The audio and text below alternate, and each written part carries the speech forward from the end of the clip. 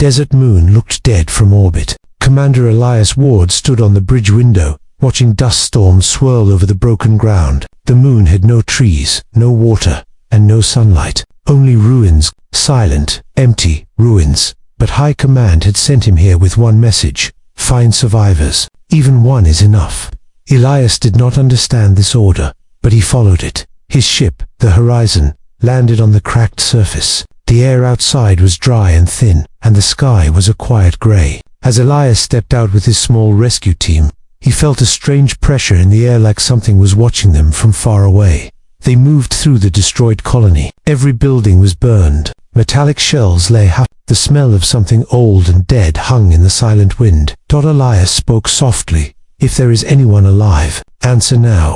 No voice came, only the thin whistling of wind. Then a small stone rolled across the ground behind him. Elias turned sharply, his hand on his weapon. Two figures stood in the shadows of a broken archway. Both were thin, covered in dust, and trembling. Their skin had a faint silver glow under the weak sunlight. Their eyes were bright and too full of fear. They were alien sisters, one older, one younger. The older one stepped forward first. She tried to speak, but her voice cracked. Do not hurt us. Elias lowered his weapon immediately. We are here to help. We're human. What happened to your people? The younger sister clung to the older one's arm. Her eyes were full of terror. The Sovereign, they came back. They destroyed everything. Elias didn't know who the Sovereign was, but the fear in their eyes told him it was nothing small. He pressed his communicator. Command, I found 2 survivors. 2. They're both alive. There was a pause, a long one. Then the cold voice of High Command replied,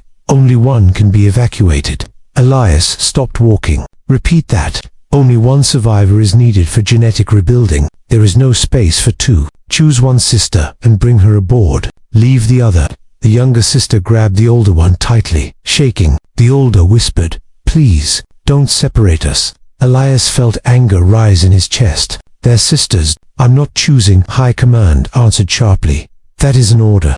Elias muted the channel. He looked at the sisters' 2 scared lives clinging to each other with everything they had left. He saw the younger one trying not to cry, biting her lip so it would not show. He saw the older one staring at him with calm eyes that hid deep pain. Listen, Elias said carefully. I'm taking both of you. I don't care what Command says.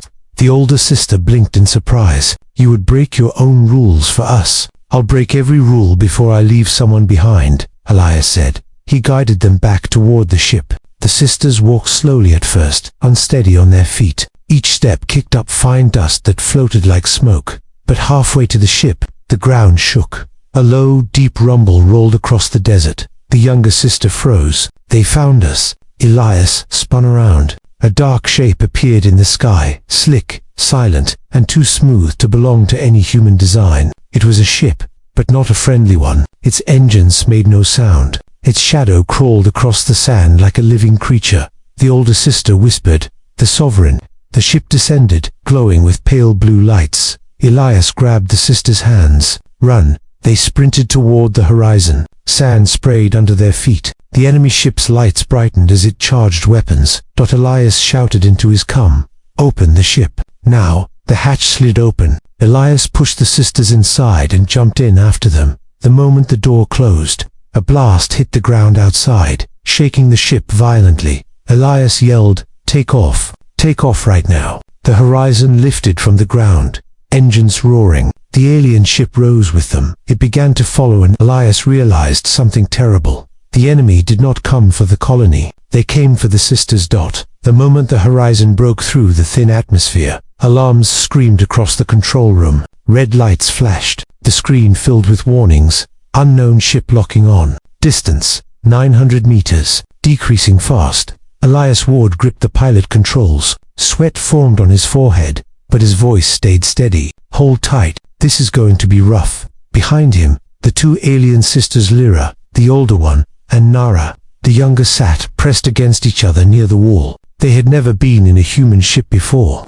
and fear filled their silver eyes. The enemy vessel rose into space after them, like a silent, angry ghost. No human engine burned that bright, or moved that fast. It glided as if it was made of shadows and light together. Elias threw the ship into a sharp turn. The horizon groaned under the stress. "They're matching every move," he muttered. Lyra closed her eyes. "They will not stop. They will chase us across the stars." Nara curled her knees to her chest. "They want us, not you. They can find us anywhere." Elias turned his head slightly. "What do you mean they can find you anywhere?" Lyra hesitated, then answered, "They can track our minds."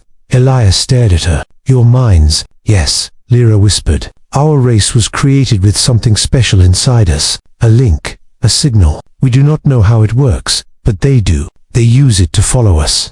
Elias swore under his breath. That made everything worse, much worse. The enemy ship fired a beam of pale light that passed so close to the horizon's hull, it made the metal glow. Nara screamed. Covering her ears, Elias slammed another control lever. "Strap in." The ship dove into a field of floating rocks, debris from an old battle. Giant metal chunks spun through space like broken moons. Smaller pieces glittered like knives.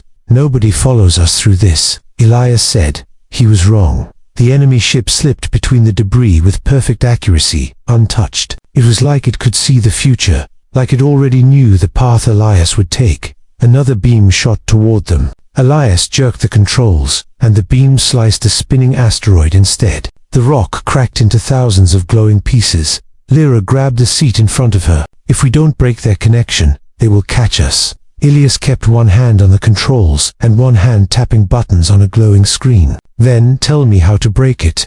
"We have a memory crystal," Lyra said. Nara nodded quickly and pulled out a small object wrapped in cloth. It was the size of a human palm, clear as glass but glowing from within. "This holds the last memories of our people," Lyra said. "If you connect it to your ship, you will understand." Elias didn't like the sound of that. Human ships were not designed for alien technology. But the enemy ship fired again, shaking the horizon so hard that sparks burst from the ceiling. He had no choice. "Do it," he shouted. Nara ran to the main console, hands trembling. She placed the crystal into the data slot. The moment it touched the ship, bright light exploded across every screen. Elias shielded his eyes. "What is this?" Images flashed everywhere, a peaceful world with silver lakes and glowing plants. Tall towers filled with music. Thousands of their people laughing, living, building a future. Then fire, screams, dark ships tearing through the sky. A symbol, a white mask with hollow eyes. A voice, "The pale sovereign has come." Elias gasped. The crystal wasn't just showing memories. It was showing warnings. The enemy ship fired again. A blast hit the rear engines. The ship shook violently. Panels fell from the ceiling. The lights flickered, were hit. Elias shouted, "Engines failing." Lyra grabbed the control chair, jumped to unstable space. "That's suicide," Elias said. "It is better than being captured." Lyra answered calmly. Another blast shook the ship.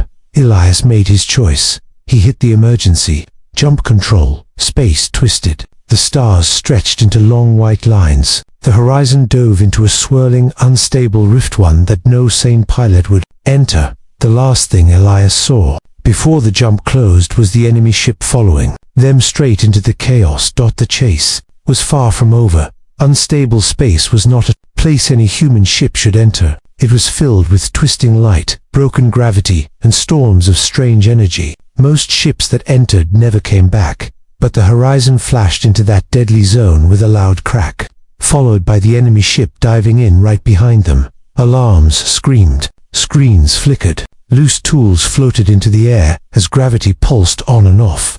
Elias Ward held the pilot chair with both hands. "Everyone, hold on. The ship can tear apart any second." The two alien sisters, Lyra and Nara, held on to each other as bright cracks of blue light tore across the windows. But the enemy ship was still coming. It didn't shake. It didn't struggle. It moved smoothly, like it belonged here. Nara pointed at it with wide eyes. "They bend this kind of space. They use it as a road." Elias felt his stomach twist. "How? Human ships barely survive this." Lyra whispered, "They are older than your species." A sudden wave of energy slammed into the horizon. The ship flipped sideways, throwing everyone against the walls. Elias struggled to reach the controls, but his hands kept slipping as gravity changed direction again.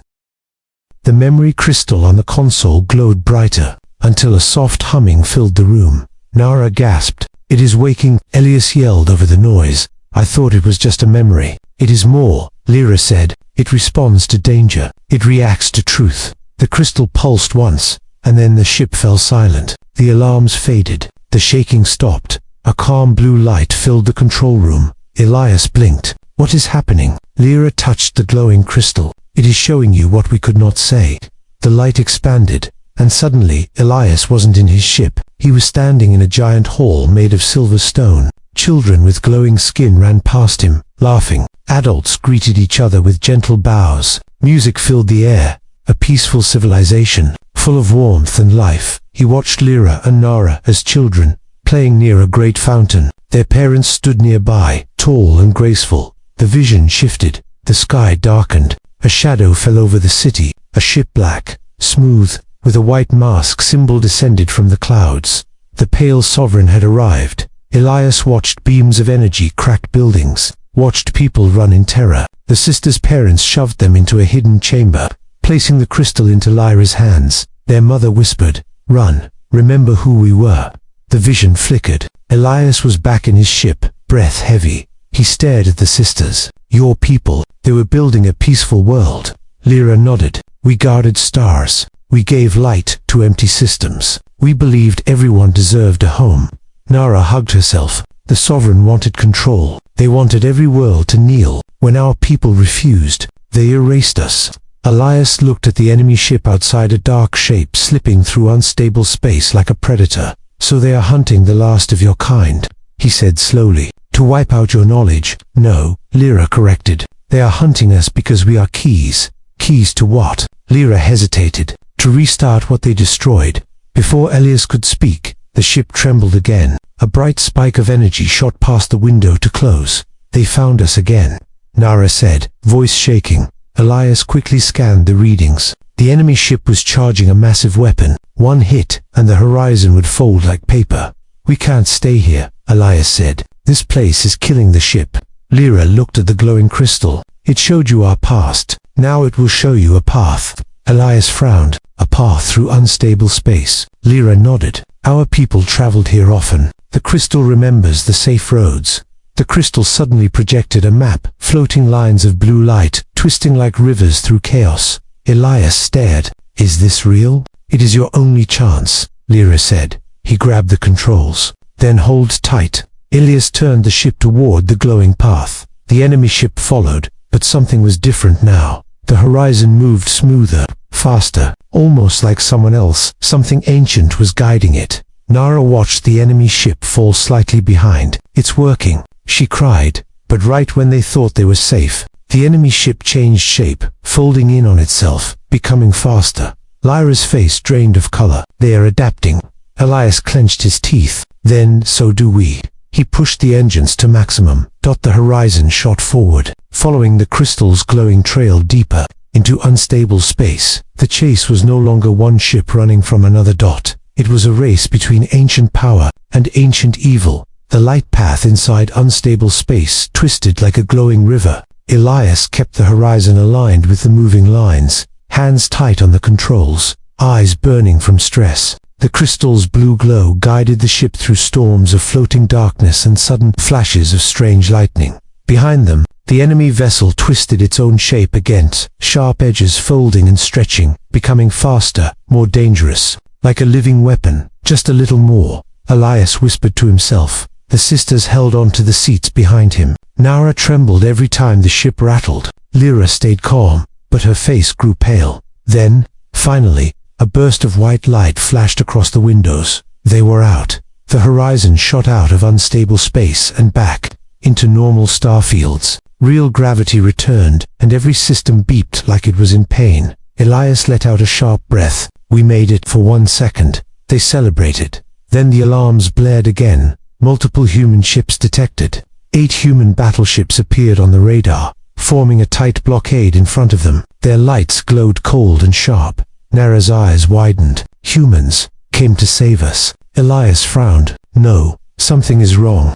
The lead battleship opened a channel. "Commander Elias Ward, you are ordered to power down your engines and prepare to be boarded." Elias froze. He recognized that voice. It was Admiral Saren, the man who commanded the Outer Frontier Fleet. Elias had served under him for years. He respected him, but something in the Admiral's tone felt wrong. Elias answered, "Admiral, we're being chased by a hostile alien force. We need to escape. Let us through." Saran's voice turned cold. "Your mission was to recover one alien survivor. You are carrying two. That is a direct violation of orders." Nara flinched like she had been struck. Lyra placed a hand on her shoulder. Elias clenched his jaw. "Sir, their people are gone. They only have each other. We are not choosing one to die." Saran paused. Then he said something that chilled the entire cabin. "Only the older one is required. The younger is unnecessary." Lyra's breath stopped. Nara grabbed her arm in fear. Elias stared at the screen. "Unnecessary? She is a person."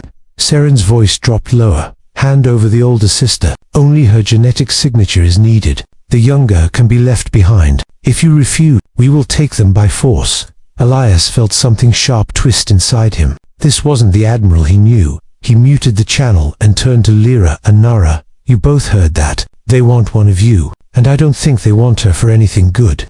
Nara whispered, voice shaking. "Why do they always want Lyra?" Lyra closed her eyes. "Because I am the eldest. The oldest child inherits the starseed memory. Our parents gave it to me." Elias frowned. "Starseed?" Before Lyra could answer, pulse hit the ship.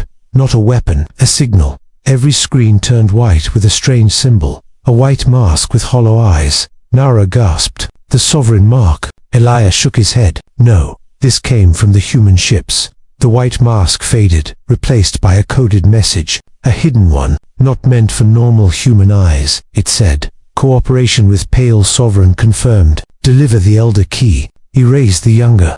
Elias felt his chest go cold. "Humans, working with the Pale Sovereign." Lyra touched his arm gently. "Now you understand. They want power. They want control. Some humans made a secret deal." Elias swallowed hard. "Not all humans. Not if I can help it." The radar beeped again. Enemy. Ship emerging from unstable space. The alien vessel came, twisting out of the rift sparks of dark energy, clinging to its hull. The human ships turned their guns, not toward the alien ship, but toward the horizon. Nara whispered, "Why are they not fighting the enemy?" Lyra stepped closer to Elias. "Because to them, the enemy is us." Elias grabbed the controls. His voice was calm, but his eyes burned with anger. "We're getting out of here," Lyra said softly. "They will fire," Elias answered. "Then they'll have to catch me first." The horizon shot forward. Human battleships immediately targeted them. The enemy sovereign ship targeted them. Everyone wanted the same thing, the sisters. And Elias realized something frightening. This wasn't a rescue mission anymore. This was a war for two lives that everyone else wanted to control.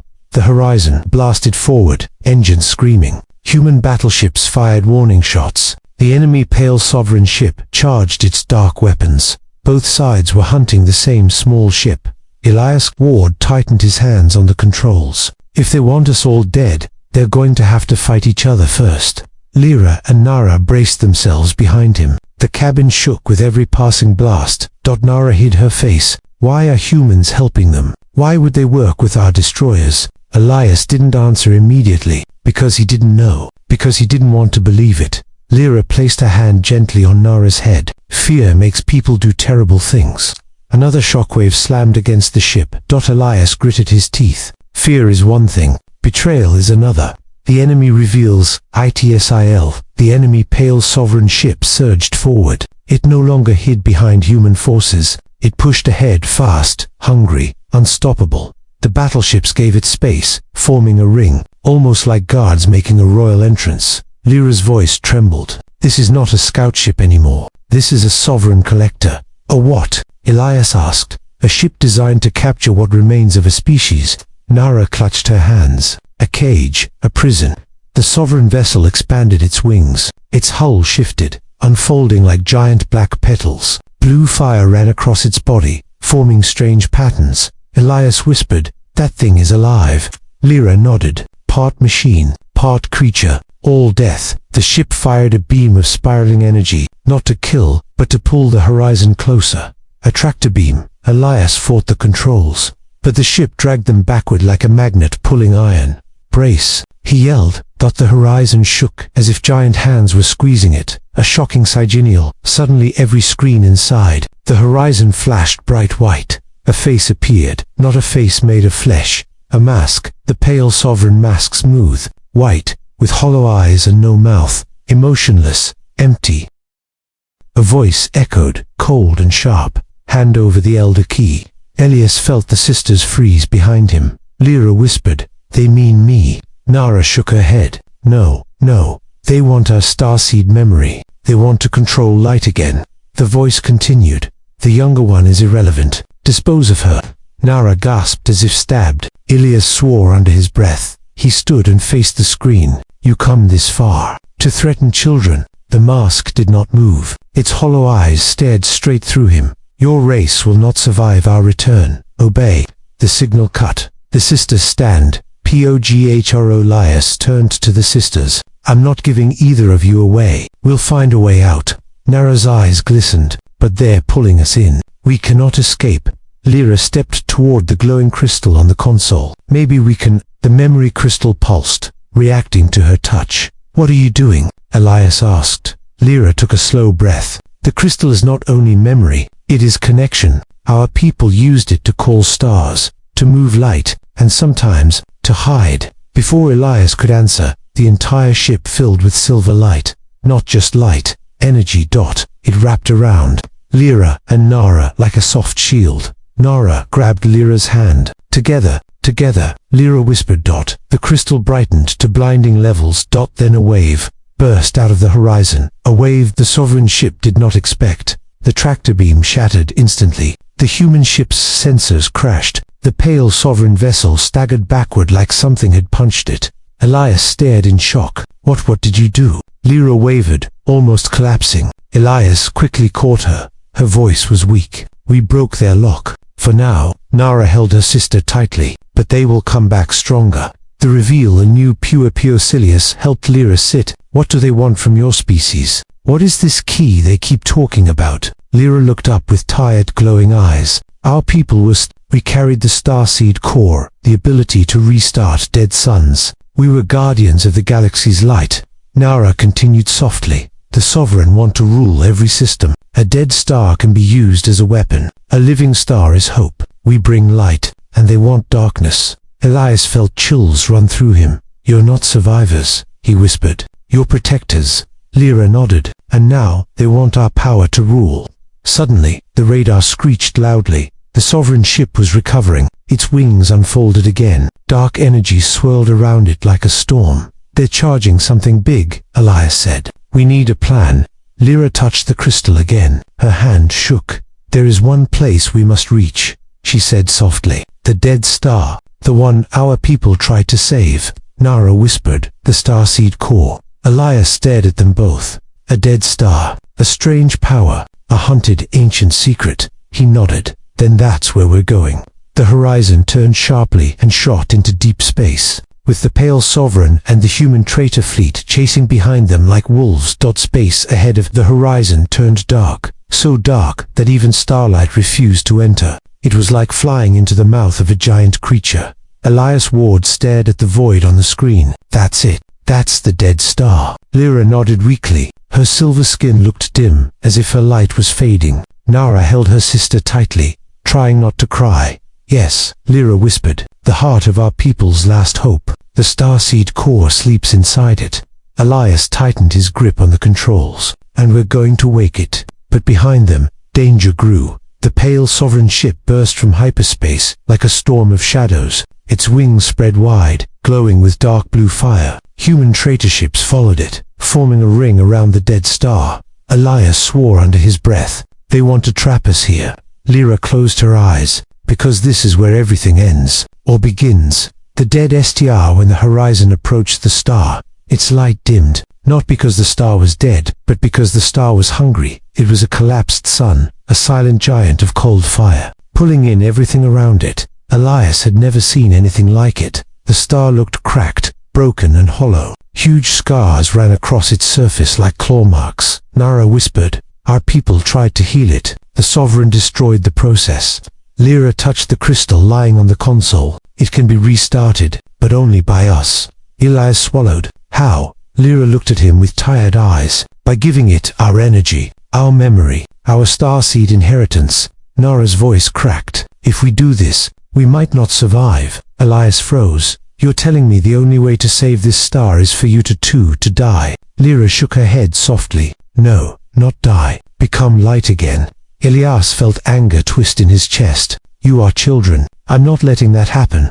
But the star pulsed, almost like it heard them, almost like it was calling for the sisters. The Sovereign ATTI Seika suddenly, every radar line lit up red. The Sovereign ship moved. It folded its wings inward, forming a sharp spear-like shape. Dark fire swirled around it, and a hole in space opened at its nose. Lyra gasped. They're going to fire a singularity beam. Elias's eyes widened. They want to collapse the star completely. If the dead star collates, the entire sector, human and alien alike, would be erased. Elias slammed the controls. Not happening. Not today. He flew the horizon straight toward the Sovereign ship. Nara covered her mouth. What are you doing? Elias answered with a hard voice. Buying you time. The HUMA and the horizon dodged beams of dark matter. Elias flew like a man running from death and running toward it at the same time. His ship shook with every hit. Human traitor ships fired too, but Elias rolled between them like a falling comet.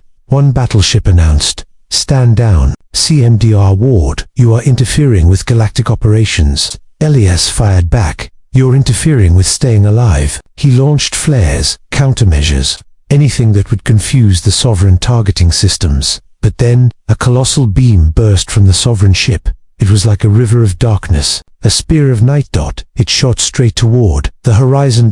Elias shouted, "Hold on." He pulled the ship sharply to the right, dodging by inches. The beam missed him, and struck the dead star. The star let out a deep groan, a rumbling like a heartbeat that had been silent for centuries. Lyra and Nara fell to their knees, clutching their heads. "It hurts," Nara whispered. "It remembers us. It needs us." Lyra looked at Elias, tears in her eyes. "We must begin." The starseed RITOA and Nara stood before the memory crystal. Their hands touched the glowing surface. The entire ship lit up with silver. Elias watched in shock, as symbols ancient and beautiful floated around them. Lyra's voice echoed, layered with energy. The starseed must awaken. Nara's voice joined hers. "We will guide it." The sisters' bodies lifted off the ground, surrounded by swirling light. Elias called out, "Stop. There must be another way." But the star answered with a pulse of silver lightning. The sisters glowed brighter and brighter. Their voices harmonized with something ancient. The dead star began to crack open. A soft glow appeared deep inside it, like a seed sprouting in darkness. But the enemy does not wit. The Sovereign ship charged again, gathering a massive surge of power. Lyra's floating form trembled. "They want to destroy the star before it wakes." Nara cried, "We need more time." Elias slammed his fists on the console. "Then I'll give you every second I have." He turned the ship sharply and flew straight toward the enemy alone. Outnumbered, outgunned, a single human trying to hold back an empire. The star behind them glowed brighter. The sisters shined like living suns. And the pale Sovereign prepared to erase everything. The dead star trembled like a giant waking from a nightmare. Cracks of white-silver light spread across its dark surface, glowing brighter with every second. Inside the horizon, Lyra and Nara floated in mid-air, wrapped in swirling Their eyes glowed like twin moons. Their bodies shimmered with soft silver fire. Elias watched them with shaking breath. "Hold on, girls. Don't burn yourselves out." But the sisters didn't hear him anymore. They were connected to something ancient and deep, something bigger than fear, pain, or even life. The starseed core, the Sovereign's final MOV, the Sovereign flagship spread its wings, lighting up with dark blue energy. Its voice boomed through every channel. "We claim this star. We claim the shards. No human will stand between us and ascension."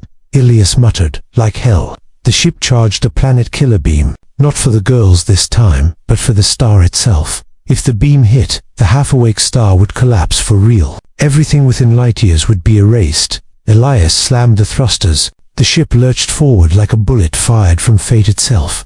The human who refused to Byrick human traitor ships moved in to block him. Elias locked on the first one. "Sorry, boys. You made your choice." He fired a burst of plasma rounds, clean, fast, efficient. A traitor frigate exploded into shards of fire. The others closed in. Elias rolled right, spun left, and dove under a battleship's hull. Missiles chased him, but he launched counterbursts, turning the dark sky into a storm of sparks. His ship shook. Warning lights flashed. Smoke filled the cabin. But Elias didn't slow down. Not when Lyra was glowing so bright her shadow disappeared. Not when Nara's soft voice filled the air with energy. Not when two children he promised to protect were giving their whole lives to save a dead star. He pushed the throttle beyond safety. I'm not letting anyone touch them. The star RICD behind him. The star's cracks widened. Silver flames leaked out like rivers of liquid light. Lyra's voice echoed painfully. It is waking. It needs more power. Nara cried out. We can't hold much longer. Their bodies flickered. The room filled with sparks. Elias shouted, just a little more. I'm almost there. He turned straight toward the Sovereign flagship. The Sovereign giant ring of dark matter formed around the Sovereign ship. Its voice thundered. Human, you cannot stop inevitability. Then the beam fired a column of pure darkness, tearing space open as it shot toward the star. Elias screamed. No. He threw the horizon straight into the beam. The ship was tiny compared to the blast, like a leaf trying to block a hurricane. But he didn't care, not for a second. A human CHOICI. The beam hit the horizon. Everything shook. Panels ripped. Glass shattered. Metal melted. Elias held the controls with blood on his hands and fire in his lungs. Come on, just break. Break. The beam wavered. For one impossible moment, the ship held the blast back, just long enough. Just enough for the star to fully awaken. The outer star exploded with a soundless roar. A second sun igniting in pure silver light. The sisters' bodies dissolved into crackling starlight. Their voices blended together. Elias, thank you. Two streams of silver energy shot out from the ship, straight into the star. The starseed core lit up. The dead star became alive again. A newborn star, raging with power. And its first act was revenge. It fired a colossal wave of silver fire. The Sovereign beam shattered. The flagship cracked open like an egg. Human traitor ships burst into dust. Everything dark vanished in the light. The Sios to wane. The wave faded. Space went quiet. Elias's ship drifted, half broken, half boned. He coughed, trying to breathe. The cabin lights flickered back on, but the room was empty. Lyra and Nara were gone. Only two small silver feathers floated in the air, warm, glowing, soft. Elias closed his eyes, tears falling. You saved everyone. Now it's my turn. I'll carry your story. He tucked the feathers gently into his suit. Then he powered up what was left of the engines. The newborn star burned. Bright behind him, a promise, a memory, a beginning. And Elias, the human who chose both lost sisters, flew home alone, carrying the light they left behind.